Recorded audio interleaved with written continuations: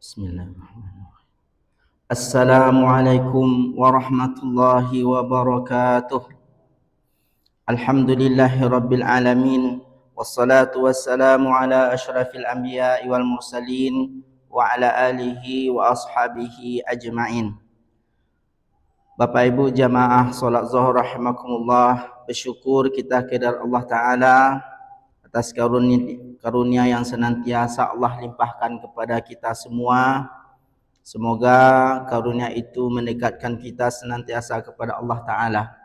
Kemudian juga kita bersalawat kepada Nabi kita, Nabi Muhammad sallallahu alaihi wasallam. Allahumma salli ala Muhammad wa ala alihi wa sahbihi ajma'in. Kuliah siang kita pada hari ini bertemakan tafsir.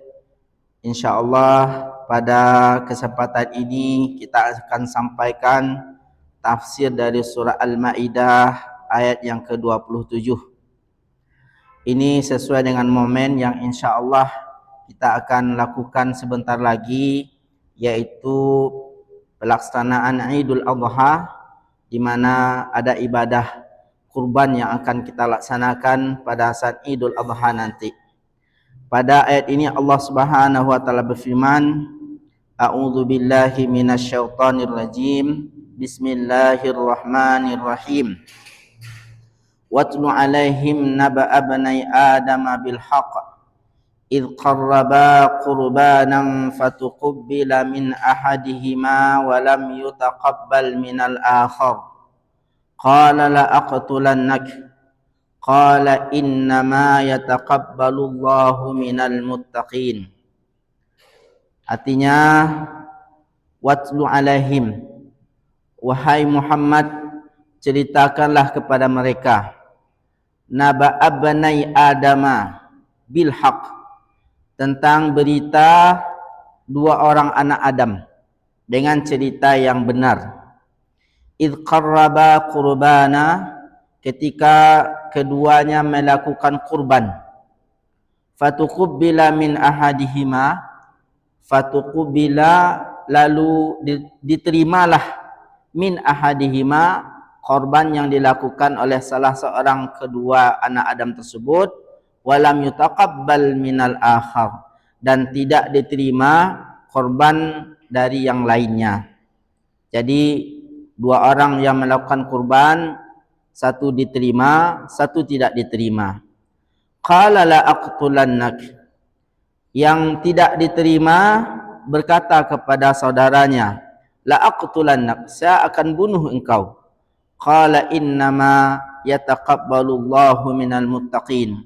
Kemudian yang diancam dibunuh mengatakan, innama yataqabbalullahu, sesungguhnya hanya diterima oleh Allah Ta'ala minal muttaqin, ibadah kurban dari orang-orang yang bertakwa.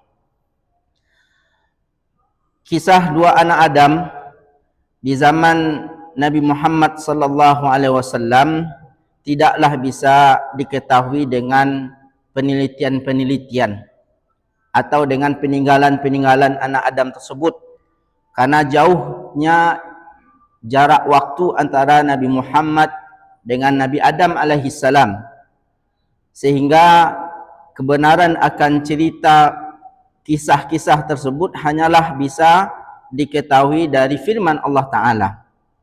Kemudian firman Allah Ta'ala sudah pernah disampaikan kepada umat-umat terdahulu sebelum Nabi Muhammad melalui kitab-kitab, melalui suhuf-suhuf.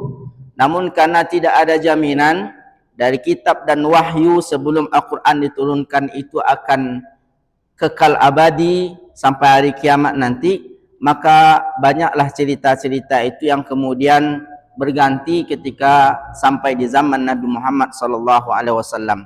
Ada ceritanya yang tidak utuh, ada ceritanya yang melenceng dari yang benar. Dan ketika Allah turunkan wahyu kepada Nabi Muhammad, Allah ingin meluruskan cerita tersebut kepada umat manusia melalui Al-Quran ini.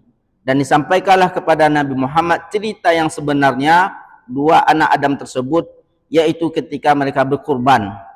Ternyata disampaikan di sini bahwa dua anak Adam tersebut yang melakukan kurban. Kemudian di dalam tafsir kita mengetahui namanya yaitu Qabil dan Habil. Tidak diterima oleh Allah kedua-duanya. Namun salah satu saja diterima oleh Allah Ta'ala. Dan yang diterima ini disampaikan alasannya kenapa bisa diterima. Karena yang diterima ini melakukan bagaikan perbuatan orang-orang yang bertakwa. Dilakukan berdasarkan ketakwaan kepada Allah Subhanahu wa Ta'ala. Dari sini kita mengambil i'tibar dari tadabbur ayat ini. Pelajaran pertama adalah bahwa Allah Subhanahu wa Ta'ala ternyata ada yang menerima ibadah umat manusia ini, ada ibadah umat manusia ini yang tidak diterima oleh Allah Subhanahu wa Ta'ala. Dan ini perlu diperhatikan. Ayat ini disampaikan oleh Allah sebagai pedoman dan perhatian kepada manusia, terkhusus kepada umat Nabi Muhammad. Dalam beramal ibadah itu tidak ada jaminan semua ibadah kita diterima oleh Allah Subhanahu wa Ta'ala.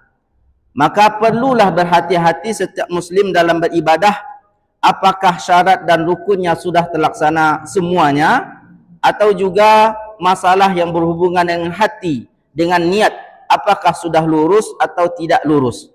Karena ada faktor-faktor diterimanya oleh amalan oleh Allah Subhanahu wa Ta'ala yang Allah juga sebutkan melalui Al-Quran, kemudian juga disampaikan oleh Nabi Muhammad sallallahu alaihi wasallam. Maka sebelumnya orang mukmin harus berhati-hati, sebagaimana Allah isyaratkan juga dalam ayat yang lain, walladzina atau walladzina yu'tuna ma atau wa qulubuhum wajilah.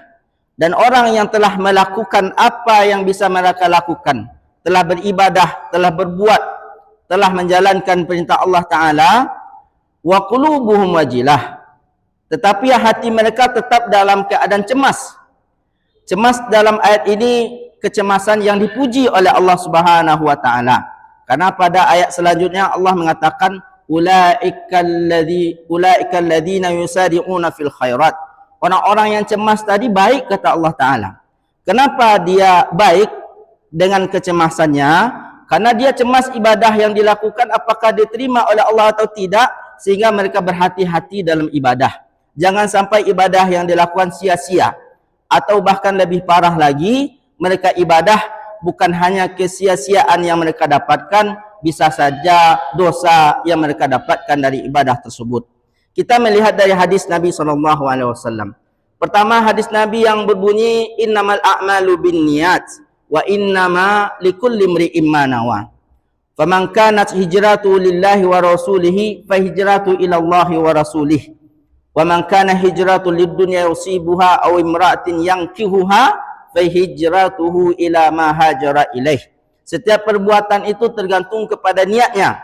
Orang yang berhijrah karena dunia, karena ingin menikah dengan perempuan, maka ibadah hijrahnya itu hanya sampai kepada yang diniatkan itu saja, yaitu dia dapat dunia, dia dapat menikah dengan perempuan yang diniatkan.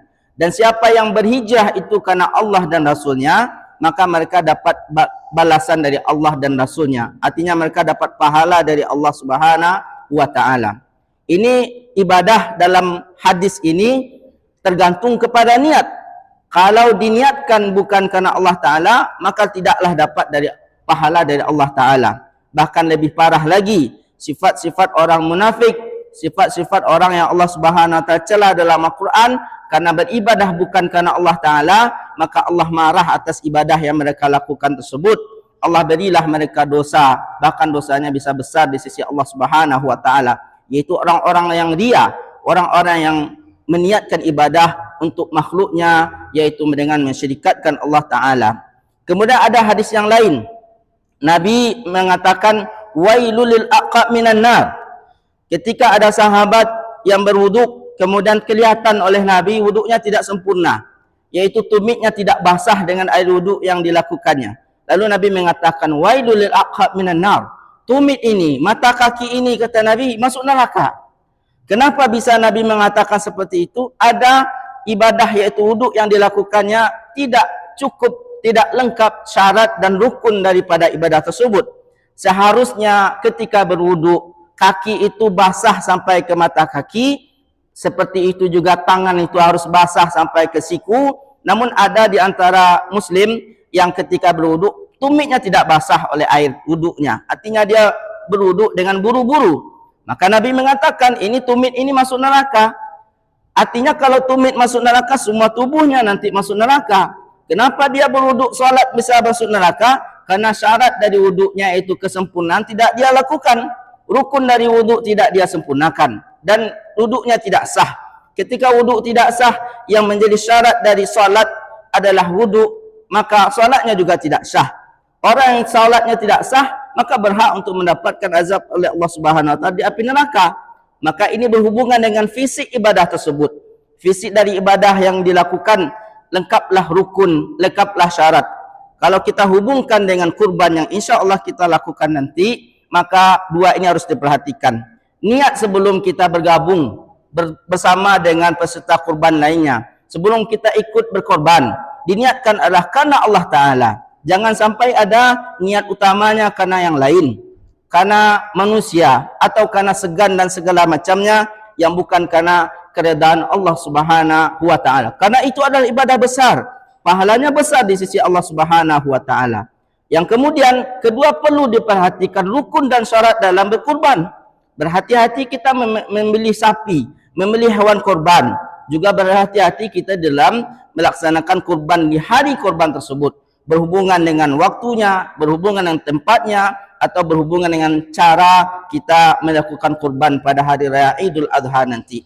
Maka insya Allah ketika diperhatikan dengan baik, berhubungan dengan niat, berhubungan dengan fisik atau zahir dari ibadah tersebut, semoga segala ibadah kita diterima oleh Allah Subhanahu wa taala. Dan Allah mengatakan kam min amalin, dan Rasul mengatakan kam min amalin saghirin yukabbiruhun niyah wa kam min amalin kabirin tusaghiruhu an-niyah. Betapa ada banyak amalan yang kecil amalannya, sederhana amalannya, tapi bisa menjadi besar pahalanya karena niat yang dilakukan oleh yang beribadah tersebut. Dan betapa banyak juga amalan besar dilakukan oleh umat ini, namun menjadi kecil nilainya di sisi Allah Subhanahu wa taala karena niat dari yang melakukan ibadah tersebut juga. Terima kasih Bapak Ibu semua. Semoga bermanfaat. Aqulu qauli hadza, astaghfirullah li wa lakum wa lisairil muslimin fastabiqul khairat. Assalamualaikum warahmatullahi wabarakatuh.